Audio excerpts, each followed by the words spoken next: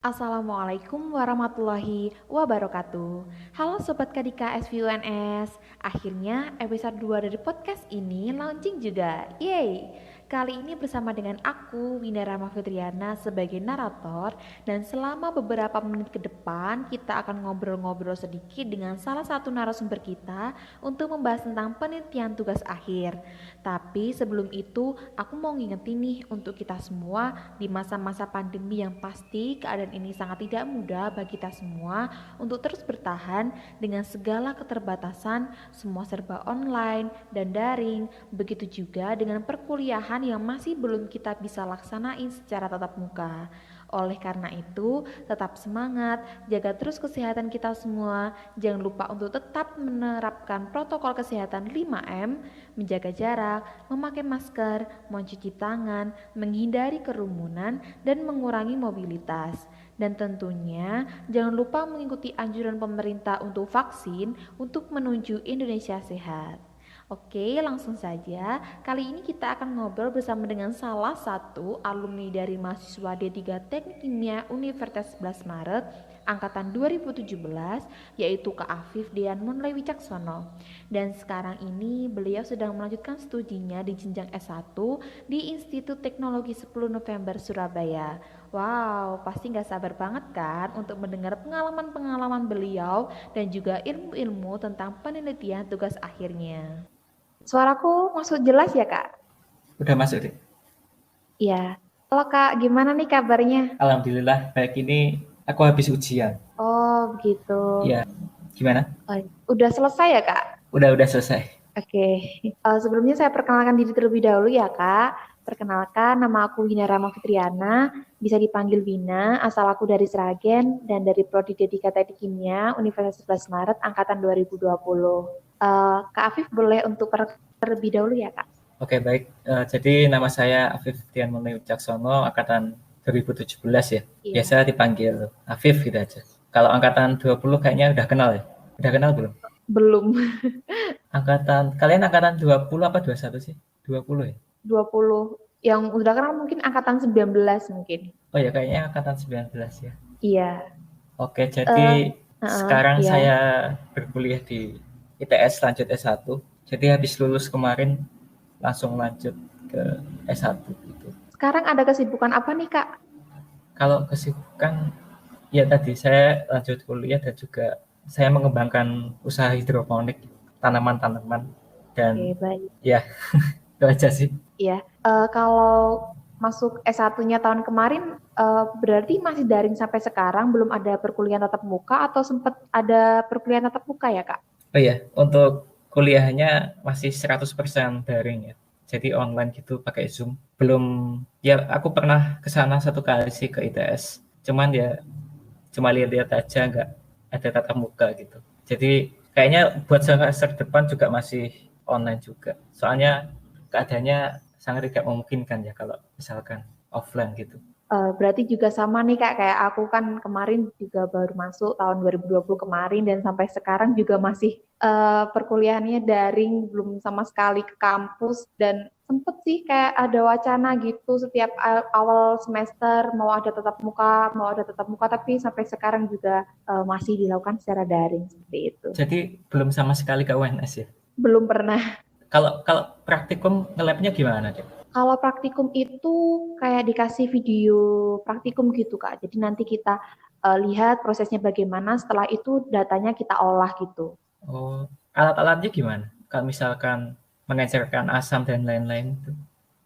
Itu dari video itu tadi Kak. Jadi kayak kakak tingkatnya ngasih uh, penjelasan praktikum dari awal sampai akhir terus di video. Habis itu kita yang praktikannya cuman lihat videonya aja gitu. Oh gitu. Iya, Semoga bisa offline ya. Soalnya iya. kalau teknik kimia kalau nggak nge-lab tuh gimana gitu, nggak apa ya, kalau teori aja itu nggak paham gitu, nggak paham kenyataannya apa kayak gimana. Terkadang itu banyak yang berbeda dengan teori, kenyataannya seperti itu gitu. Iya, betul sekali, Kak. Oke, Kak, langsung saja ya, Kak, membahas soal tugas akhir Kakak, yaitu tentang pembuatan bioplastik dari nasi aking, betul ya, Kak? Iya, betul. bisa dijelaskan terlebih dahulu nggak Kak sedikit tentang bioplastik itu sendiri apa sih gitu. Kemudian mengapa Kakak mengambil bahannya itu dari nasi aking begitu dan apa ganti dengan bahan yang lain gitu. Oke, oke. Jadi tadi pertanyaannya eh, bioplastik ya. Nah, bioplastik itu merupakan plastik pengganti yang bisa terurai menggantikan plastik konvensional.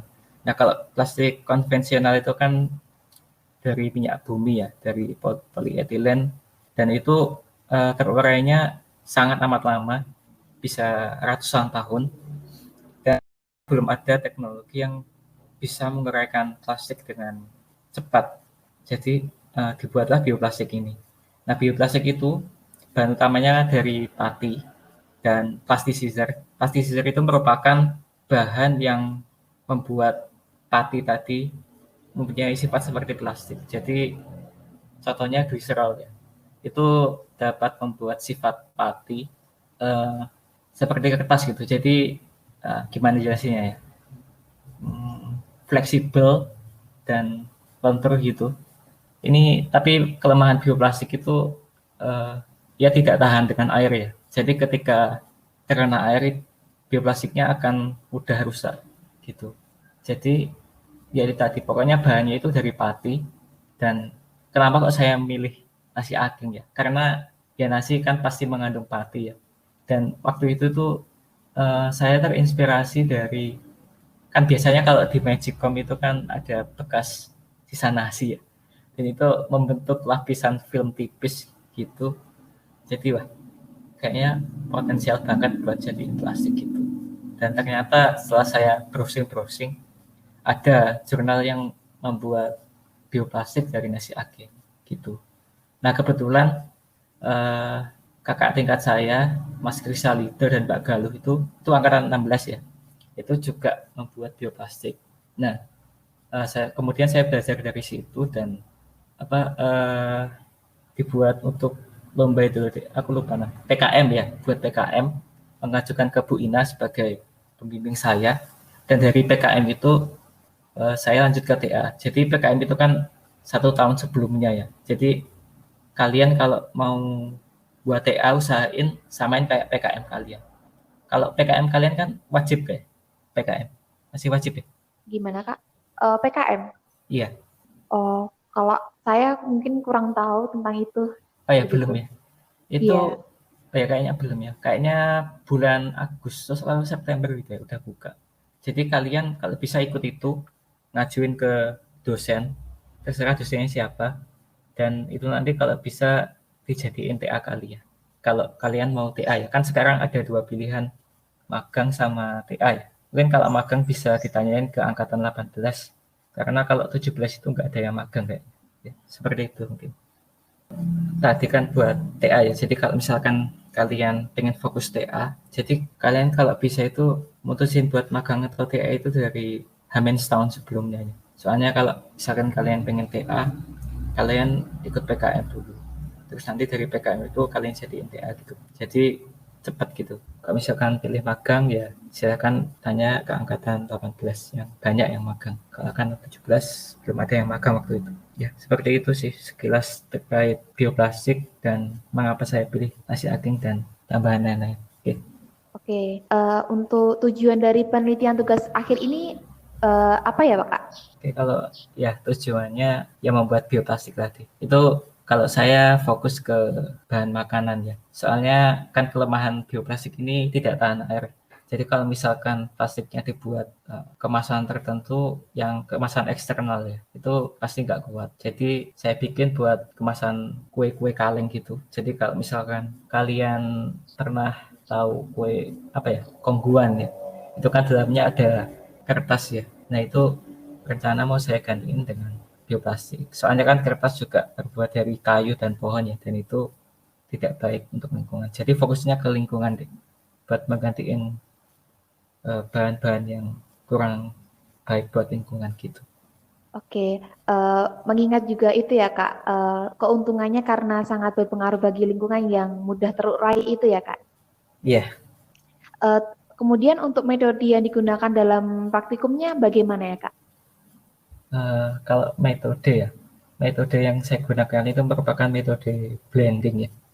Metode blending dengan pemanasan suhu. Jadi semua bahan-bahan tadi dimasukkan ke dalam sebuah gelas beker dan dipanaskan dan diaduk menggunakan pengaduk. Kalau kalian belum ke lab ya. Jadi pengaduknya itu menggunakan magnet dan dipanaskan sedikit dan bahan-bahannya itu terdiri dari pati tadi, patinya berasal dari. Oh ya, sebelum masuk ke situ nasi akingnya tadi diekstrak deh. Patinya diekstrak dengan cara dihaluskan terlebih dahulu dan direndam dalam air lalu dipanaskan di oven. Selanjutnya dari hasil ekstraksi tadi ditambahkan gliserol. Gliserol tadi sudah saya jelaskan ya. Itu gunanya sebagai untuk membuat sifat plastik pada pati. Jadi kayak fleksibilitasnya itu dapat gitu. Setelah itu setelah waktu yang tercapai itu plastiknya dicetak menggunakan cetakan, dituangkan gitu dari gelas tadi ke, saya dulu pakai keramik ya, keramik terus saya batas-batasin gitu membuat sebuah kotak gitu. Lalu untuk ketebalannya itu juga ditentukan 1 mm, kalau bisa ya kurang gitu, tapi biasanya kalau kurang-kurang eh, gampang jebol plastiknya, jadi 1 mm aja gitu. Terus kalau udah tinggal menunggu keringnya sekitar 3 hari gitu, simple kok ya, seperti itu sih. Oke, baik. Kemudian setelah bioplastiknya itu jadi dapat bertahan dari jamur itu sekitar berapa lama ya, Kak? Kalau dari jamur itu oh ya, jadi kemarin itu ada 2 indikator ya, indikatornya menggunakan NaCl dan yang satu nggak pakai NaCl, dan kami uji eh, lebih tahan yang menggunakan NaCl sesuai ada di jurnal itu yang eh, benar ya. Saya lupa jurnalnya mana, soalnya itu udah lama banget ya, jurnalnya udah hilang. Mungkin nanti bisa kalian cek di daftar pustaka tentang pengaruh NaCl dengan ketahanan dari bakteri dan jamur. Ya, jadi untuk kemarin itu eh, saya tidak menghitung buat kuantitatifnya ya. Jadi intinya waktunya itu tidak kami hitung, tapi tahu-tahu udah berjamur gitu. Dan apa ya? Uh, Kemarin sudah konsultasi dengan dosen Bu Ina, dan harusnya memang kuantitatifnya diperhitungkan, tapi kami hanya menghitung kualitatifnya karena lupa mencatat di logbook ya. Mungkin buat pelajaran buat kalian semua juga. Kalau misalkan kalian praktikum itu harus dicatat dan difoto ya. Dan kami lupa waktu itu nggak foto, jadi tanggalnya lupa. Kalau yang NaCl itu sekitar 3 bulanan. Kalau misalkan yang tanpa NaCl kami nggak begitu gitu. Sebelum 3 bulan pokoknya. Oke, jadi ada perbedaan ya, Kak, dari yang menggunakan NaCl dengan yang tidak, begitu ya? Yang Iya, pasti dengan menggunakan NaCl jauh lebih lama untuk bertahan dari jamur, gitu ya? iya seperti itu. Oh iya, tambahan saja ya. Uh, ini kami menguji eksperimen ya. Dengan kata lain, kalau misalkan ditambah NaCl itu apakah berpengaruh pada sifat mekaniknya apa tidak, itu belum saya uji gitu. Jadi cuman coba-coba saja. Jadi belum teruji apakah bisa mempengaruhi sifat-sifat yang lain. Oke, baik. Kemudian untuk industrinya sendiri itu apakah ada ya, Kak, yang memproduksi kita ketahui keuntungannya yang sangat berpengaruh bagi lingkungan karena mudah terurai begitu. Dan untuk di Indonesia sendiri, presentasinya dengan pabrik atau industri lain yang memproduksi plastik yang belum ramah lingkungan itu termasuk dalam skala yang masih minim atau memang sudah mulai bisa dikembangkan lebih banyak di banyak daerah begitu ya, Kak? Kalau pengalaman saya dulu cari referensi pabrik bioplastik ya, itu minim banget ya. Jadi sangat amat sulit dan aku nemunya itu di luar negeri kalau nggak salah. Di Indonesia itu ada 2 apa 3 ya aku nemunya. Dari jurnal-jurnal yang aku cari gitu. Tapi kalau di luar negeri aku menemukan lumayan banyak sih beberapa. Tapi kalau di Indonesia sangat amat terbatas dan itu kayaknya yang di Indonesia juga eh, import dari luar negeri sih kayaknya. Jadi untuk presentasinya sangat amat kecil ya. Dan kemarin dengan dosen pembimbing saya juga jelasin kalau memang sulit buat bioplastik ini karena biayanya sangat amat mahal daripada plastik biasa. Dan saya kan juga nganalisis ekonominya ya, analisis ekonomi. Dan itu keuntungan yang dapat itu eh, sangat amat kecil dan balik modalnya itu sangat lama. Saya lupa berapa tahun balik modalnya, coba bisa kalian cek di file TA saya ya, seperti itu. Jadi sangat amat sedikit karena mahal dan sepertinya sulit buat pemasarannya seperti itu. Oke, baik. Eh, yang kita juga kita nih lulusan dari teknik kimia bisa mengembangkan industri ini begitu ya Kak, karena kan pengaruhnya yang sangat luar biasa dan mungkin juga bisa kita kembangkan juga supaya bisa ekonominya balik modalnya itu lebih besar begitu ya Kak. Iya, kalau menurut saya ya, Dek, bioplastik ini masih belum sempurna ya, karena ya banyak sekali kekurangan-kekurangannya tadi. Jadi eh, saya nggak tahu apakah nanti bisa disempurnakan apa enggak, atau mungkin ada jalan yang lebih baik dari bioplastik. Kalau dulu saya pernah ikut lomba itu, lomba saya lupa lombanya di mana. Itu tuh ada yang membahas tentang jalan lain buat mengurangi plastik, jalan lain buat mempercepat eh, terurainya plastik gitu. Dan itu menggunakan hmm, aku lupa namanya. Pokoknya plastik itu kan polimer ya, Dek. Jadi zatnya itu dikenakan ke plastiknya dan akan membuat ikatan-ikatan monomer plastik itu melemah gitu. Jadi sangat amat gampang plastiknya buat terurai gitu. Jadi ya bioplastik nggak cuma satu-satunya jalan sih, tapi masih banyak yang lainnya juga. Mungkin bisa dilihat potensi yang paling besar itu di mana gitu. Jadi sebenarnya ada juga kayak proses untuk mempercepat penguraian plastik begitu ya Kak ya? Iya benar.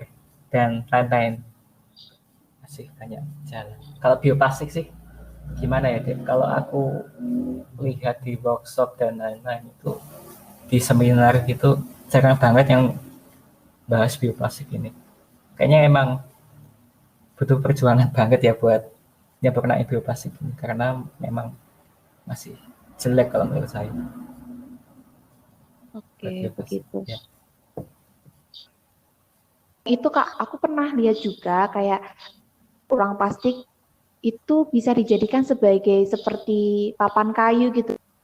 Jadi seperti kayak furnitur gitu. Oh iya, mungkin kalau itu lebih ke ini ya, teorianya lebih ke penghancuran secara kasar gitu ya, terus disatuin kembali gitu, pakai Iya, betul. konsentrat dan lain-lain. Ya gitu juga bisa sih. Tapi kan kalau misalkan barang yang sudah jadi tersebut, yang udah didaur ulang tersebut, itu apakah masih bisa didaur ulang lagi? Pertanyaannya seperti itu mungkin. Iya, mungkin seperti itu. Oke, kalau pengaplikasi industri sendiri itu seperti apa ya, Kak? Ya kalau saya ya tadi deh buat pembungkus makanan yang di makanan kaleng-kaleng gitu. Jadi kalau bioplastik itu ya sebenarnya buat farmasi juga cocok sih. Buat aku pernah baca di pelajarannya temanku Bu, di jurusan teknik biomedis ya. Itu pil-pil pembungkusnya itu juga bisa terbuat dari bioplastik. Dan eh, itu juga ditambahin dengan cangkang udang. Cangkang udang itu kan mengandung kitosan ya. Jadi semakin banyak kitosan tadi, maka plastik tersebut semakin keras gitu. Jadi kayak kan ada tuh plastik yang lemes dan yang kaku. Kalau konvensional itu kan HDPE ya, high density polyethylene. Kalau yang lemes itu pakai yang low density gitu. Ibaratnya seperti itu. Jadi semakin banyak kitosan, maka sifat kekerasannya maka semakin keras gitu. Ya mungkin ya itu sih yang saya tahu buat kapsul di biomedis sama buat makanan tadi. Oke, gitu. Ini kemudian yang selanjutnya terlepas dari penelitian kakak nih, aku pengen tahu sih sebenarnya kayak mungkin kan juga relate dengan mahasiswa lain yang terutama yang lagi nyusun tugas akhir atau lagi mikir-mikir yang kayak mau magang atau nyusun TA atau bagaimana gitu. Nah, ada nggak sih nggak kak kayak motivasi atau tips-tips gitu loh kayak supaya tetap bisa enjoy dalam ngerjainnya karena kan pasti banyak banyak banget kendalanya, belum lagi revisian yang sangat banyak, belum lagi dosen pembimbingnya yang pasti Iya, kan ada kayak masalah-masalah seperti itu gitu loh Kak. Menurut dari pengalaman Kakak, boleh ini kayak di-share ke kita gitu. oke oke. Jadi buat pengalaman, buat motivasi gitu ya.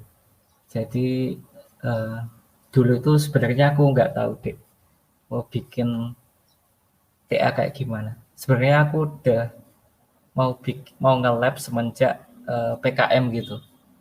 Nah, terus kata dosen saya, Bu Ina, itu dia mintanya semester depannya gitu. Jadi semester 6 baru mulai nge-lab gitu. Tapi saya dan pantek saya waktu itu diam-diam nge-lab, langsung nge-lab gitu aja. Jadi seenggaknya gimana ya?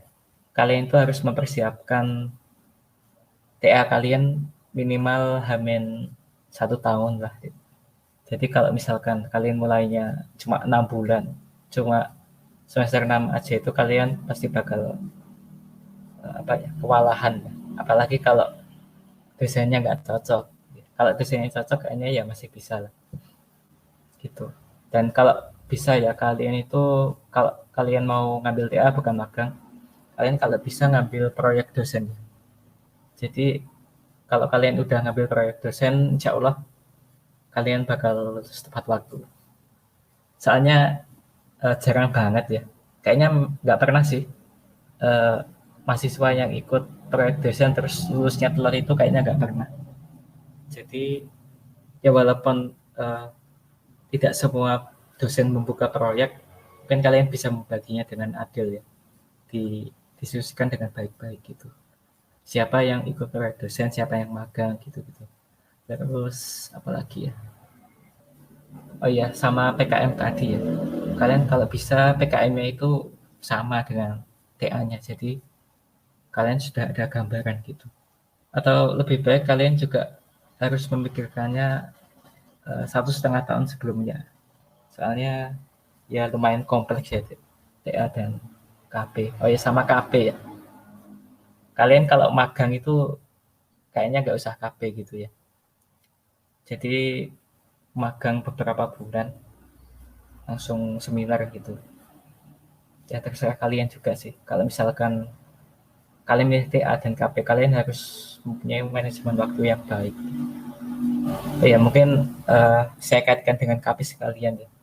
Itu kalau kalian kerja praktek atau KP, itu kalau bisa eh, hamin hamin 6 bulan ya, minimal hamin 6 bulan kalian harus menghubungi um, pihak pabrik.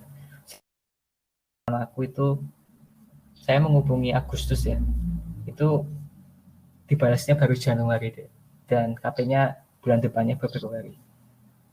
Dan ada pernah temanku, tapi bukan di UNS ya, di UPN, itu dia baru hamil 1 bulan eh, mengabarin pabrik, tapi belum dibalas-balas. Akhirnya belum KP-KP gitu.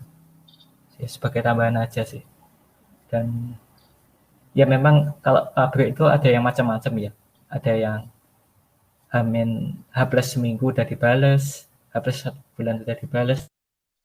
Kebanyakan lama deh balas pabrik ini seperti itu.